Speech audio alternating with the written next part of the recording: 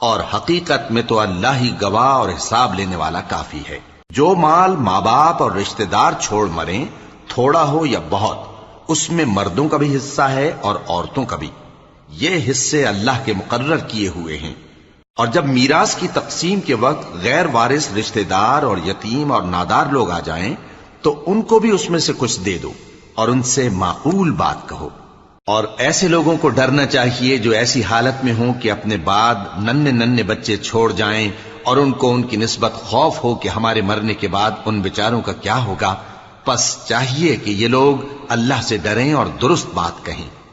جو لوگ یتیموں کا مال ناجائز طور پر کھاتے ہیں وہ اپنے پیٹ میں آگ بھرتے ہیں اور ضرور دوزخ میں ڈالے جائیں گے۔